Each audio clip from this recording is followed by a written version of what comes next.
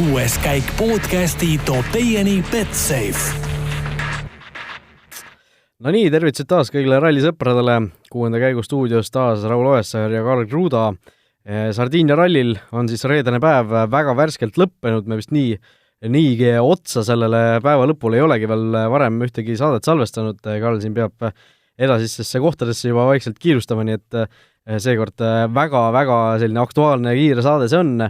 See ralli on just lõppenud siin reedel, see viimane katse, nii et on väga värsked muljed ja võib-olla mõni info ei ole veel meieni isegi jõudnud, aga loodame, et äkki saate jooksul see tuleb, mõtlen siis 7. katse lõplikke aegu, aga eks näis, mis sellest saab. No Karl Kruda oli vist üks viimase aja põnevamaid päevi tegelikult, sündmuste, ütleme, rohkuse mõttes. Ma ei saaks öelda, et see on viimase aja üks põnevamaid päevi. Viimasel ajal on päris palju neid põnevamaid päevi, meil siin ette tulnud.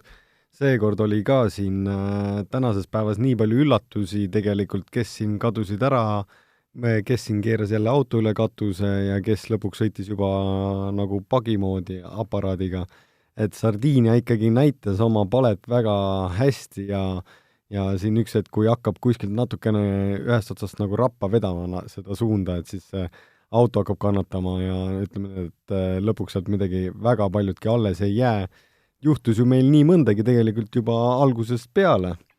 Ja esimeseks asjaks, mida võikski siin tähelepanuks tuua, on see, et Teemu Sunninenil on ju nüüd uus kaardilugeja. Stuudios hüppas Mikko Hirvonen, kellega ta kunagi see sõitis, ja Teemu kaardilugejaks on siis Jarmo Lehtinen, kellega need aastad koos sõitsid. Et ma Teemu ütles isegi ühel hetkel, et ta on vist, põhimõtteliselt võiks ta isa olla kõrval. Et poisid said väga hästi täna hommikul hakkama ja esimesed 2 katset kohe võitsid, mis oli päris suurepärane tulemus ja hakkasid suhteliselt kiiresti seda rallit juhtima.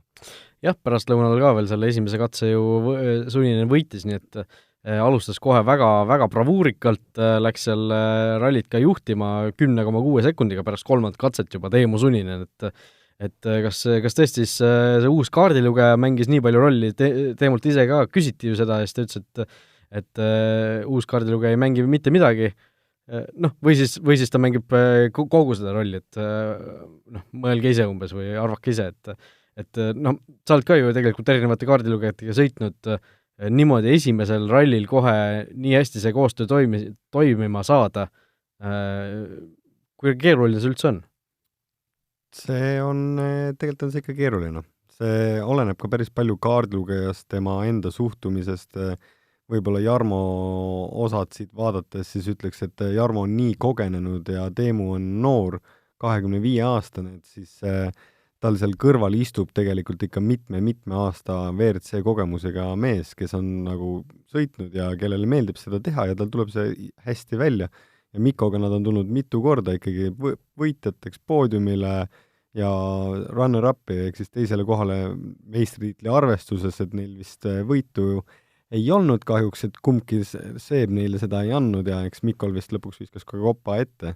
Et täitsa algusest peale lihtne ei ole kohe hakata uue inimesega sõitma, aga kui see klapp on kiire ja hea ja ma usun, et Teemu usaldab seda, mida tal paariline räägib ja eks seda võib-olla tänases raadios räägiti ka natukene nagu mentor vormis, et keegi, kes hoiab ja kontrollib, et kaardilugejate kohta öeldakse ka, et ta peab olema natukene nagu švammilik, et kui sõitja läheb keema, et siis kaardilugeja peab selle nii-öelda vee kõik endasse võtma, et ise ei tohi nii-öelda käima minna, et sa pead nagu olema 2 jalaga maa peal. Ja, eks ta niimoodi ole ja Sunninil siis tundub, et see klapp leiti päris kiiresti ja oli siis väga pikalt võidu konkurentsis, põhimõtteliselt on ju siiani, et siin 9. katse nii-öelda esialgsete tulemuste järgi ta on teisel kohal, 10,8 sekundit Tanis Ordost maas, aga me selle 7. katse juurde veel tuleme, mille tulemused või mis katse siis tühistati või pooleli jäeti. Aga läheme veel natuke sinna päeva algusse tagasi. Rehvi valikud tegelikult hommikusele tiirule tehti päris huvitavad, päris erinevad, kui sageli näeme, et kõik lähevad täpselt sama rehvi valikuga rajale, siis seekord seda küll ei olnud, päris paljud julgesid erineda, mõned läksid täis kõvade rehvidega ja Terrine Vill oli siis see mees, kes võib-olla kõige rohkem riskis 6 selle nii-öelda pehmema seguga või keskmise seguga rehviga ta siis rajale läks. Ise natukene pärast kahetses, tundub, et risk ei tasunud ikka ära. Võib-olla tema kohta öeldakse isegi meeskonnakaaslane Mikkelsen riskis veel rohkem, sest Thierry Neuville tuleb ju meil 3. ja Mikkelsen tuli täiesti rivi tagumises otsas ja nad läksid mõlemad 6 pehme rehviga. Ja Mikkelsen ütles juba enne esimese ringi lõppu, et tema tegi jumala kindlasti vale valiku. Mikkelsenil vist kas äkki 2 või 3 kõva oli ka ikkagi kaasas? Oled sa kindel? Jaa. Võib-olla tal oli 2 kõva kaasas ja Terri läks ainult siis 6 pehmega. Terri oli jah, ainus, kes läks 6 pehmega, seda kindlasti. Ja, et siis tegelikult see oli väga riskantne otsus tõesti.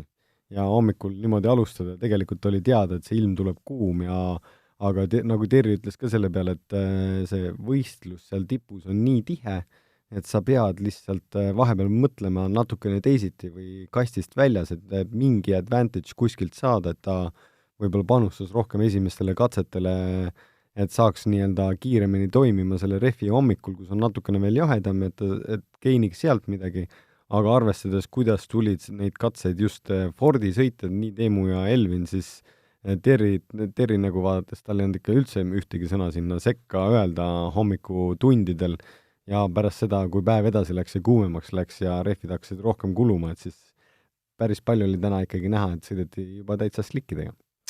Just, no igaks juhuks ajaloo anaalidesse siin kirja Mikkelsen 4 keskmist ja 2 kõva oli siis tema valik, nii et suhteliselt pehme keskselt ta läks rajale, aga mitte päris 6 pehmega, nii et 2 kõva oli tal ka kaasas, aga see selleks, eks need rehvi valikud mõneti seda päeva esimest poolt mõjutasid, aga võib-olla selle päeva esimese poole kõige suurem jututeema oli valitseva maailmameistri Sébastien Ogier avarii, päeva esimese poole viimasel katsel, siis täiesti seal katse alguses ei olnud 1 minutki täis veel tiksunud, kui põrutas siis ühele päris suurele kivile otsa ja lõhkus siis auto mingi vedrustuse või mingisuguse selle esisilla või mis iganes seal Õõtsoova äkki eesti keeles.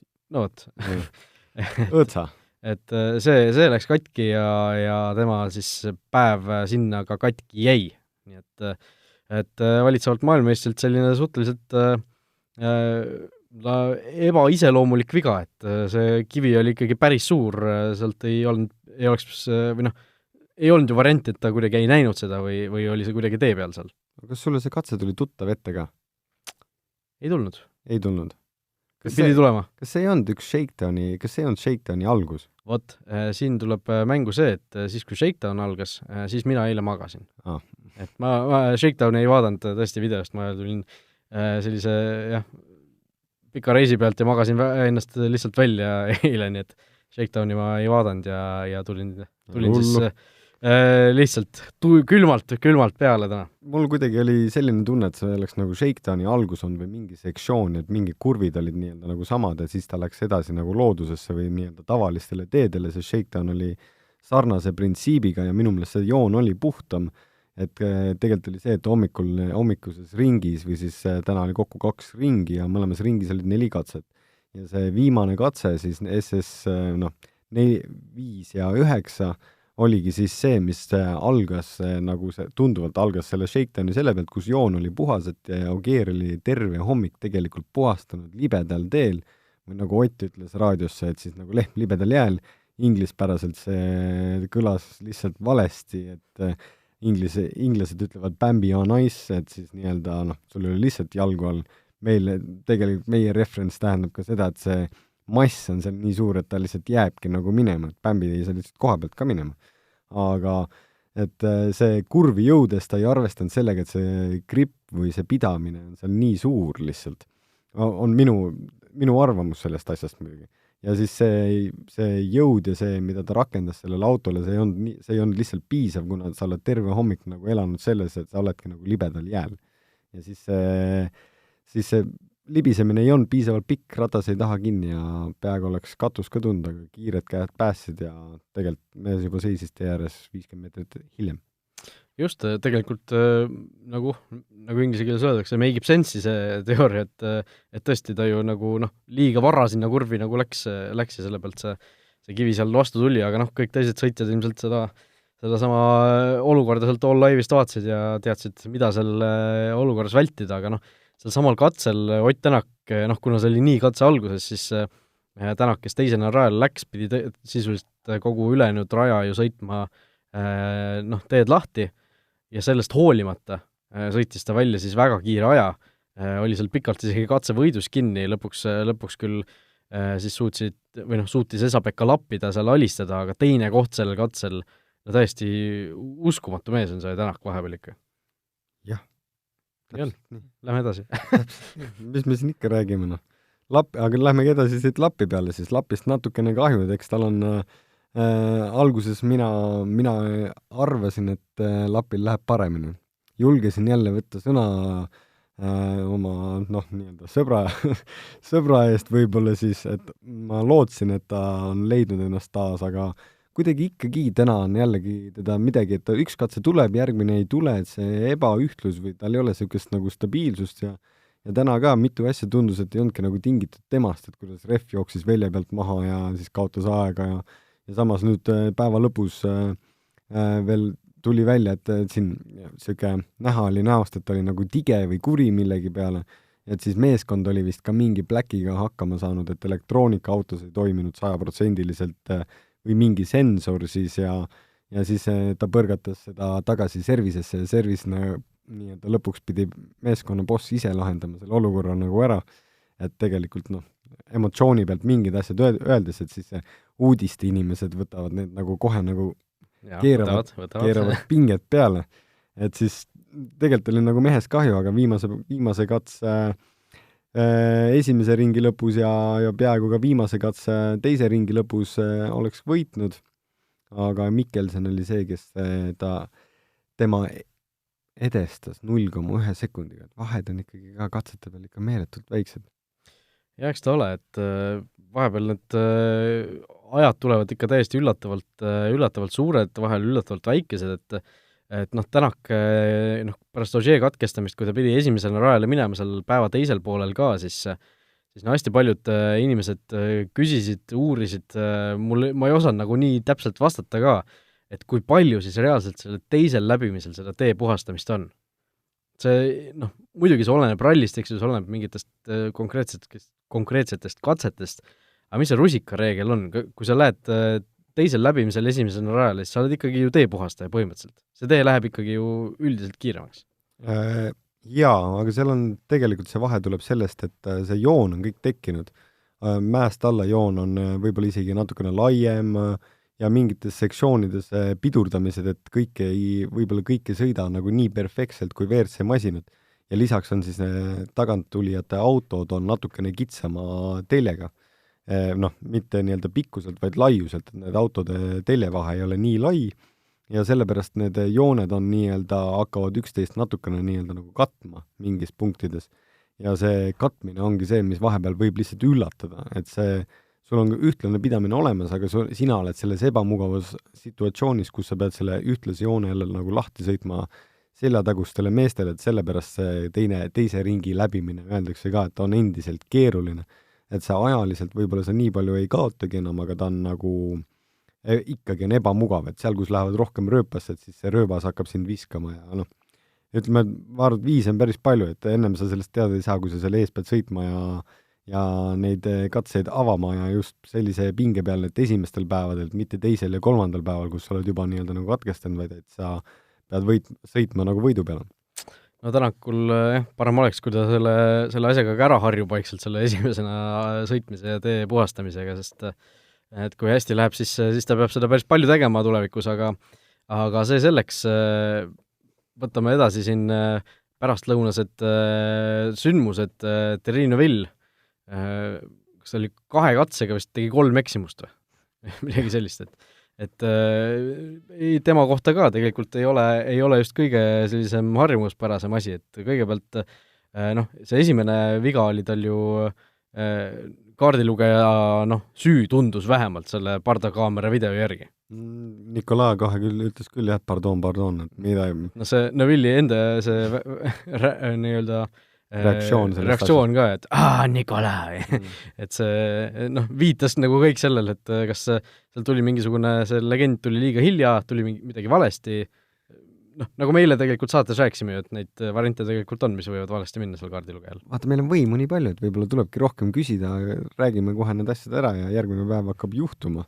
Aga see pauk, mida nad tegelikult vastu mäge sõitsid, oli väga isegi kõva ja tegelikult neil oli kõvasti remontimist pärast seda katset ka ja sellel katsel väga palju isegi kaotanud. Kitsas koht oli küll, kus nad spinnasid. Edasi nad said ja auto nad suutsid ka ära parandada, et piltide pealt on näha, kuidas seda, et teip ikka parandab maailmas kõik asjad ära, et arvatavasti ikka teibi all meie kandsime autos kaasas ja ma usun, et tänapäeval on endiselt ka, on selline nii-öelda nagu muditav näts või? ei, jah, põhimõtteliselt nagu näts, takk või selline plastiliin, et siis, kui seda mudid näppude vahel soojaks mõned radikale peale või kuskile kohta peale ja kui ta nii-öelda ära kuivab ja nii-öelda, siis ta läheb nagu kivistub. Et siis temast tekib nagu niisugune betoonikene või niisugune väike asi, mis katab nagu nii-öelda need augud või mingid murekohad nagu ära, kui sul on autos. Kuidas nad korda said, lõpuks me ei tea, kindlasti selle radikaga nad homme ei jätka, aga no nagu ma siin hooaja esimeses pooles oleme rääkinud, et Terril on niisugune poolik seis alati. Et hooaja esimene pool on ilusti nagu kuu, kes tõuseb taevasse ja kui täis kuu satub, siis see nii-öelda kahanev kuu tal hakkab lihtsalt kõik tuksi minema.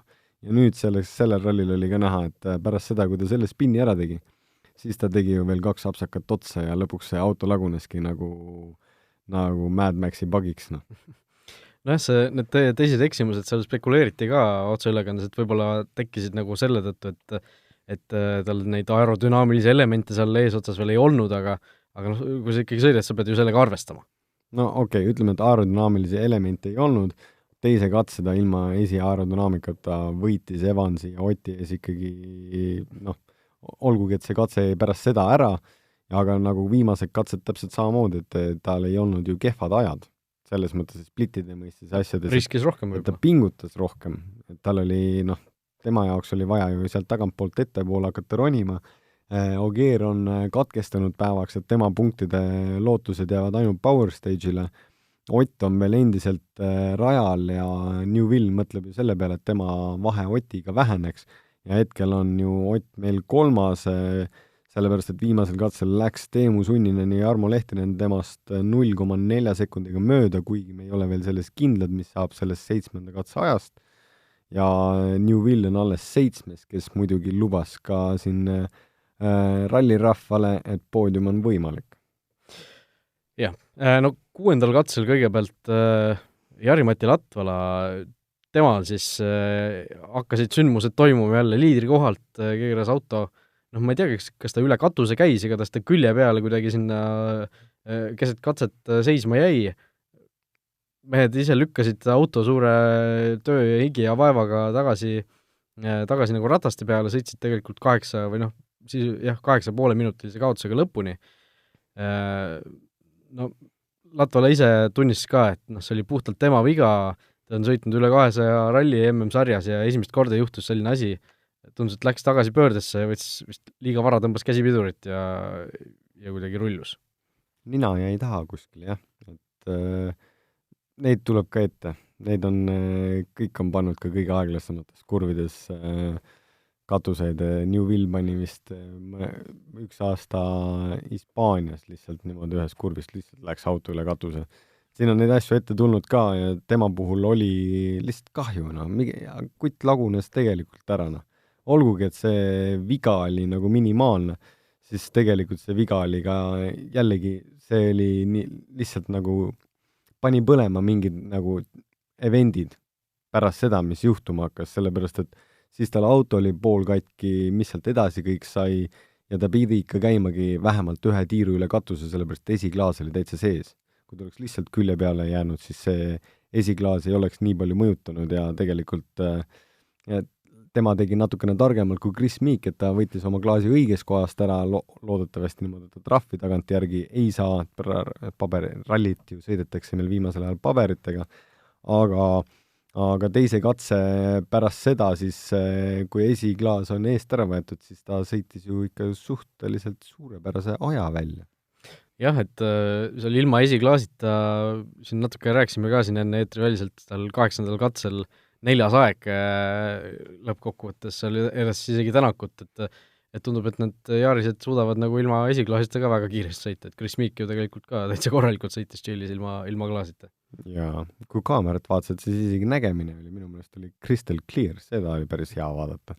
Aga jõudes sealt siis 9. katsele, pärast ühte parem tagasipööret, Jari-Mati hakkas siis kiirendama ja miskit seal juhtus, et me täpselt ei oska ise ka seda siin 100% öelda, mis seal siis viga oli, et kas Jaril sai lihtsalt kopp ette ja keeras rooli vasakule põhja ja ütles, et ma aitab, ma lähen basseini äärde, või siis midagi sealt lõpuks ikkagi ära murdus ja midagi katki läks, et auto kiskus väga kiiresti vasakule tee äärde ja natukene mäenuki pealt alla ja kinni nad siis jäid ja edasi nad sealt enam ei saanud ja Jari-Mati kahjuks siis katkestas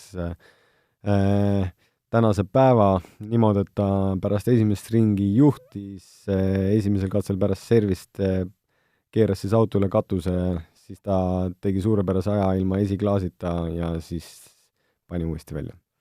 Jah, et võib-olla seal oli midagi, mis läks tal katki selle üle katuse käimise tõttu, ega me, nagu sa ütlesid, ega me praegu täpsemalt selle kohta ei tea, igatahes mingisugune jama seal jällegi oli ja Latvalal tõesti ebaõnn siis, või ma ei tea, võib-olla ei ole ebaõnn, võib-olla oli enda rumalusest tingitud mingisugune tagajärg, mis ta siis taas sinna raja äärde sättis, nii et võidu peale ta endiselt ei sõida.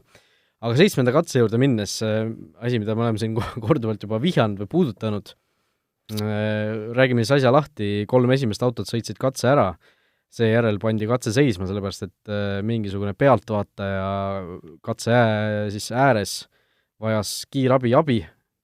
Natuke hea, et lähedalt tuli võtta, noh. No ilmselt jah, neid kiirabisid oli seal ralli peal suht palju ja seetõttu siis järgmisi autosid ei lastudki starti ja ülejäänud katse tühistati.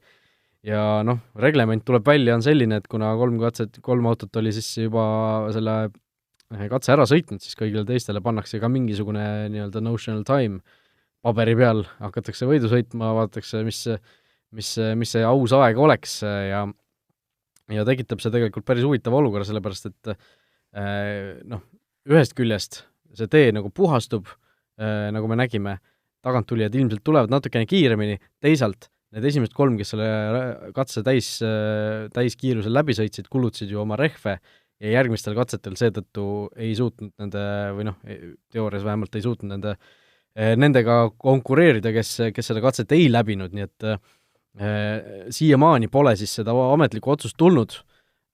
Mis sa arvad, mis see võiks olla, mis oleks aus olukord, aus situatsioon selles, aus otsus selles olukorras, kui me teame, et tegelikult läks nii, et Neville edestas Evansit 1 ja Tänakut 5 sekundiga. Seal ausat vastust ei saagi olla, selle peale väga teravalt ja kiirelt ütles oma arvamuse ära avalikus meedias. Chris Meek ütles, et force major. Ega see on rallivärk. Ja ega tegelikult Ott ütles ka teistpidi vastu, et see ralli võib ikka vahepeal olla üks see bullshit siis. Bullshit, jah. Otsisin otse tõlget sellele asjale. Pullikaka.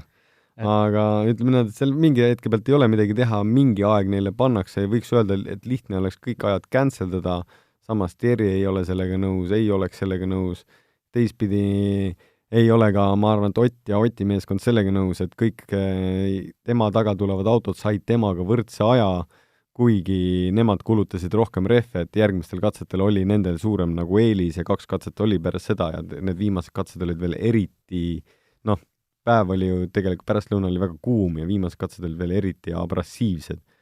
Et see mingit ausat vahelüli seal ei olegi tegelikult. Hetkel meie jaoks ja ma arvan, et mitmete jaoks on kõik hästi huvitav on see, et päeva liider on Dani Sordo, kes siis on teinud suurepärase töö täna ja kui tema aega natukene sellel 7. katsel mudida, ega siis ju suurt midagi tegelikult ei juhtuks. Dani Sordo jääks meil endiselt liidriks, eks vahe oleks ainult meil Teemu Sunninen ja Oti vahel. Teemu on siis teisel kohal, kaotab 10,8 sekundit, Ott 3. siis kaotab 11,2 ja Andres Mikkelsen on teinud tugeva töö, tulles siis, ütleme, et road positionit ära kasutades tagantpoolt, hetkel on ta roninud siis 4. ja tema küsimus tulebki siis selle 7. katsega täpselt samamoodi Evansi ja Mikkelseni vahel või Andrese vahel, et Evans jäi pärast viimast katset tema taha 0,1 sekundiga ja see homse stardijärjestuses on tegelikult päris oluline roll, et stewardid ikka mingi otsuse peavad õhtul vastu võtma, võib-olla lihtsalt mängitakse hoopis road orderiga äkki. Et aegu ei muudeta, aga äkki kohad vahetatakse ära. Jah, no igatahes on päris keeruline otsus nendel kohtunikel seal vaja teha, no ilmselt oled natuke kursis, kuidas neid otsuseid tehakse, seal on ilmselt ka korralikud läbirääkimised meeskondadega, ma eeldan.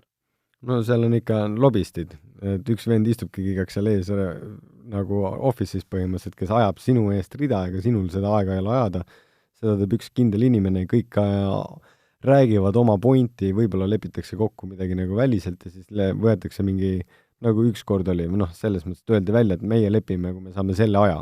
M-Sport vist oli Evansiga seonduvalt paar etappi tagasi. Et kuidas see lõpuni välja kulgeb, seda ei tea, eks siis kui mina seal sõitsin, siis see oli Portugalis. Ma mäletan, et ühe selle competitor relationship officeri nimi oli Barbosa, nagu oleks Kariibi mere piraatidega pidanud võitlema seal, et saada oma aega tagasi.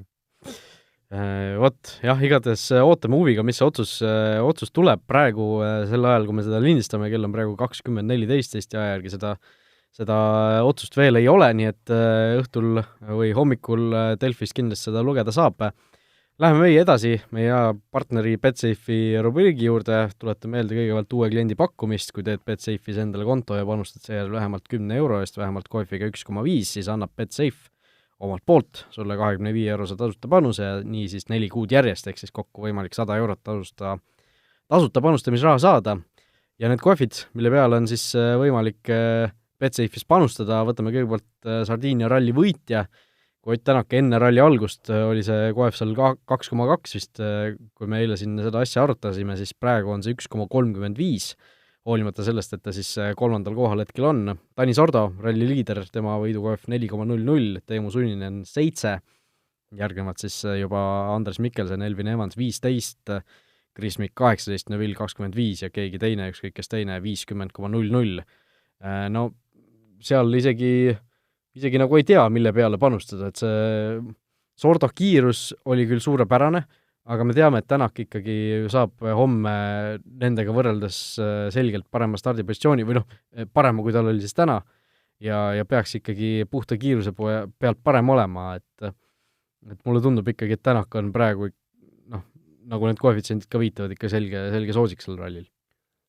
No jah, ega tegelikult arvestades palju temal on punkte võrreldes teistega, et siis see annab selle aimduse ka, miks temale panustades võib-olla on võimalik vähem võita, sellepärast et ta on stabiilsemalt lõpuni tulnud. Samas siin teised koefitsiendid, kui siin allapoole veel ringi vaadata, et siis tegelikult on ka see, et kes saavutab kõrgema koha, kas Ott Tänak või Tanis Ordo. Ott Tänakul 1,26, Tanis Ordo siis 3,55, et tegelikult ju seal nii-öelda motospordifaktorit kasutades, et siis kui Otil midagi juhtub, et siis ütleme, et Tani peab ainult lõpuni tulema. Ja ta on juba mingi tulemus seal on olemas, aga lisaks on ka veel see, et Terry Newvilli hetkese seisuga top 3 jõudmiseks on tal KOIF 4, mida ta ise kõva häälega siis välja ütles, et on võimalik ja arvestame, me peame seda, et tema ees on hetkel, Terry küll istub 7. kohal, aga tema ees on 12 Hyundait, kes toovad punkte ainult meeskonnale ja oleneb, kuidas see asi küll välja mängib, aga lõpuks 2 kohta oleks lihtsasti talle veel kätte antav, et ta oleks lähemal Ott Tänakule või siis poodiumile. Jah, tuleta meelde, et praegu on seis selline, et Sordo on esikohal, Mikkelsen 4 ja Neville 7, et sellises olukorras ei hakata ju mingisuguseid tiimikorraldusi seal mängima Neville'i kasuks, et see olukord peab ikkagi olema ka selline, et Sordo ja või Mikkelsen on siis otse Neville'i ees, et neid tiimikorraldusi saaks seal mängida, et seal ikkagi peavad need asjad natuke selles suhtes soodsalt ka kukkuma, aga tõesti, kaks potentsiaalset sellist meest on Neville'il ees, kes vajadusel oma koha talle loovutavad, nii et see 4,00 kõlab päris hea koefina, eriti arvestades ka seda, et nagu me siin peaaegu iga ralli oleme rääkinud, et see esimene päev võib olla, mis ta on, aga lõpuks ikkagi need Ogier ja Neuville ja Tänak sinna esikolmikusse lõpuks nagu kuidagi kerkivad või teised kukuvad sealt eest ära, et see, kui see muster jätkub, siis Neuville'i see 4 on päris hea panus. Ja noh, kui mõtleme veel siin üks huvitav võistluspaar on välja tuua, Taani Sordo versus Teemu Suninen, Sordo 1,50, kes saab parema koha siis, ja Suninen 2,40, et mul see Sunineni 2,40 siin ikka päris meeldib selles suhtes, et arvestades ka seda, et tegelikult Suninen ju täna sõitis Sordost märksa parema stardipositsiooniga ja sõitis põhimõtteliselt sama kiiresti. Tõsi. Et tegi selle ühe vea, mis tõttu ta ju 15 sekki äkki kaotas. Kui see maha võtta, siis oleks ta Sordost isegi eespool praegu, nii et mulle tundub, et see Sunineni kiirus on see, mille peale äkki tasub panustada, samas on selge, et Sordo on stabiilsem sõitja lihtsalt. Seda küll, see on tõesti hea pakkumine selle pealt, et kui sa nii seda paned, siis kui Sunineni oleks seda spinni teinud, nagu ta ise ka päeva lõpus ütles, siis oleks ka Teemu olnud meie overnight leader või üleöine juht. Just.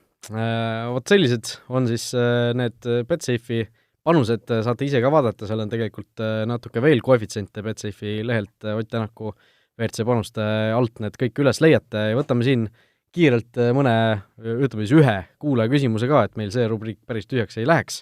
Jah, et Remi küsib mootorite kohta, kas siis näiteks Yarisel, Toyota Yarisel on originaal Yarise mootor, mida on siis järgi aidatud või tuunitud, või siis on see täiesti mingisugune eraldi mootor, on vana mootor välja võetud, uus mootor sisse pandud, kuidas see asi toimib ja mis võiks siis selle mootori töömaht ja kilovatid olla? See minu meelest ikka pead võtma tänavasõidu autobloki ja et see kõik selle ümber siis sa võid nagu ise sinna ehitada ja noh, need jõud ja need asjad on kõik reglementeeritud, et selle autol võib olla siis 380 hobujõudu umbes ja väänet ei ole nii-öelda nagu selle pealt, et kuidas selle mootor niimoodi üles ehitatakse, et see päris suvalist asja sinna vahele või päris ise garaažist reida ei saa, et see peab olema ikkagi seotud tänavasõidu ja tänava igapäeva autoga mingitki pidi, sest muidu ainuke asi, mis selle autol on ju tänavasõidu autoga sama, on ju katus, mida tegelikult on ka isegi modifitseeritud, et see õhkselt sisse tuleks, et tegelikult nagu ühtegi komponenti väga ei olegi, aga reegel on see, et neid autosid peab tehas tootma, millest sa ehitad WRC-d mingi kindla arvu ja kui sul seda arvu täis ei ole, et siis sa sellest seda nii-öelda autot ehitada või ralliautot ehitada ka ei tohi. Ja pead kasutama ikkagi nii-öelda seda mootorit ka, mis seal siis on, et tegelikult sellepärast Toyotal läkski mõni aega ja miks nad praegu vist venitavad R5-ga on see, et neil ei ole seda õiget kere ja mootorit, mille peale nad seda teha tegelikult tahaksid. Jah, no mootori võimsuse kohta need kilovatid, need vist käivad WRC ülekannetes pidavalt läbi ka, kui need nii-öelda katse alguses uus auto käib, või uus auto nagu kaadrisse tuleb, et seal näidatakse neid andmeid, et praegu meil siin jääme vist vastuse võlgu, sul ei ole ka vist kuskil neid praegu välja otsitud? Mul hetkel kohe välja ei ole otsitud, jah, aga mõtleme homme näiteks selle peale. Noh, mõtleme, äkki jääb meelde. Vot, aga selline oli siis tänane 6. käik põneva Sardiinia ralli reede lõpetuseks. Ott Tänak on heas positsioonis, nii et loodame, et homme saame ka rõõmsal meelel seda saadet teha. Teiega olid Raul Oessar ja Karl Kruda. Ma ütleks, et Matu on samal heal positsioonil. Aitäh! On küll. Ja veel üks asi, kui teil on küsimusi meile, siis aadress 6kaik@delfi.ee neid endiselt ootab, nii et kõik head, kohtumiseni! Kohtumiseni!